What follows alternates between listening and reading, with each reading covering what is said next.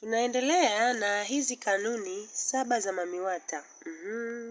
Na hizi kanuni nadhani umezifuatilia na kuzisikiliza kwa umakini. Sasa, tukianzia na hii kanuni ya kwanza ya mtiririko.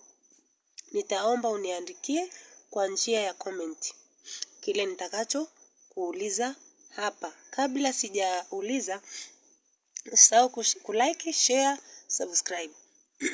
Ili na wengine wapate. Hii kanuni ya kwanza, mtiririko. Wewe umeshikilia nini maishani mwako ambacho kinapaswa kuachiliwa ili upate mtiririko upya? Niandikie kile ambacho umeshikilia kwenye maisha yako. Na mimi nitakupa njia ya kutoka. Tuma kwa njia ya comment hapo chini. Na kanuni hii ya pili ni kioo. Jiulize, leo mimi ni nani kweli? Jibu linaweza kuwa gani?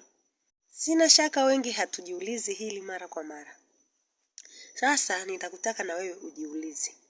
Jibu utakalolipata pia nitumie hapo kwenye comment hapo chini.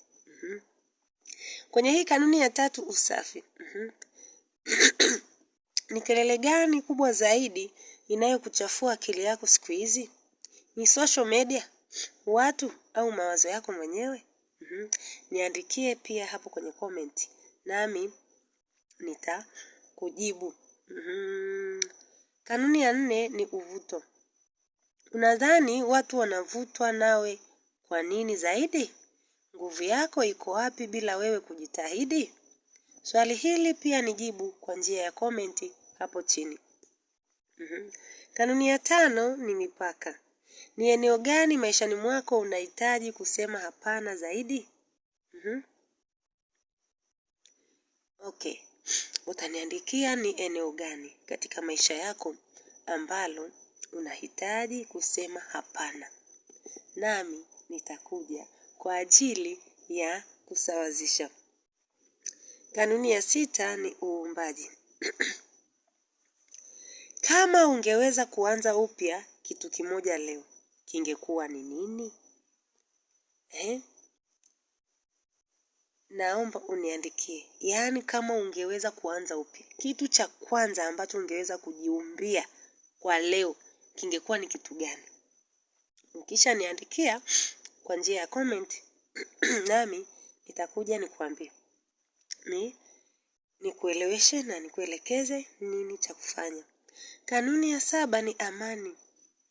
Kwako amani ya ndani inamaanisha nini kwa vitendo? Ni usingizi mzuri, ukimya au ni kitu kingine? Niandikie pia kwa njia ya comment, nami nitakuja kujibu. Kumbuka, hizi ni kanuni za Mami Wata.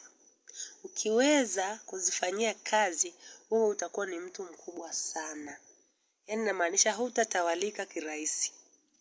Hakuna manguvu yoyote ya giza yatakayo kuonea. Kwa nini? Kwa sababu nguvu za Mami Wata zitakuwa pamoja nawe na zitakuwezesha kujitambua. Sasa, endelea kuniandikia, nami nitaendelea kusoma moja baada ya nyingine na kujibu. Asante, mimi ni Mami Wata.